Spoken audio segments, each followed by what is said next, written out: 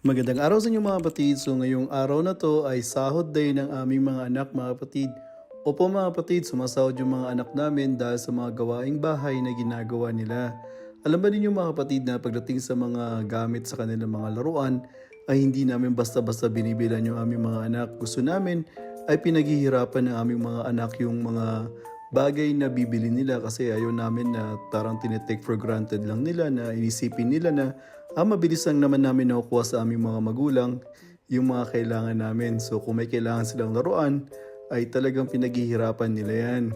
Sa bawat gawain na binibigay namin sa kanila ay sumasahod sila ng 50p. Kapag nagwawali sila ng bahay ay 50p yan. Kapag naglilinis sila ng kanilang kwarto, 50p. Inaayos nila yung mga gamit nila ay 50p yan. Kapag magliligpit ay 50p.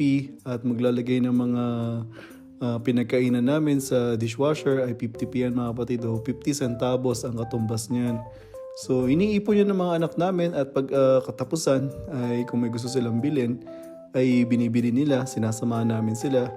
At nakakatuwa na pinapahalaga nila yung mga laruan na binibili nila kasi parang naano nila yung pinaghirapan nila yung bagay na yan, hindi nila basta-basta nakukuha. Pero pagdating naman sa mga gamit sa eskwela, yan, sapatos o yung mga gamit na pangangailangan sa eskwela ay binibigay namin yan kaagad mga kapatid. Hindi na namin pinagtatrabaho yung mga anak namin pero syempre pagdating sa luho na yan ay kailangan paghirapan nila kaya tignan mo yung mga gamit nila, mga laruan nila. Talagang ingat na ingat yung mga anak ko pagdating sa kanilang mga gamit. Ayaw nilang nasisira at talagang tinatago at inaalagaan nila yung mga laruan na nakukuha nila. Kasi alam nila na ay naku, pinaghirapan ko yan. Ilan yung paglilinis kong gagawin, ilan yung pagwawalis ko, pagliligpit. So, naisip nila kaagad yun kaya pinapahalaga nila yung mga binibini ng gamit para sa kanila. So, nakakatuwa kasi yun ang idea ni Mrs.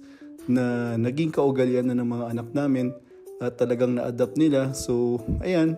Kaya ayan, tuwing katapusan ay pupunta kami sa shopping center kasi binibili ng mga anak namin yung gusto nila doon sa mga pera na naipon nila.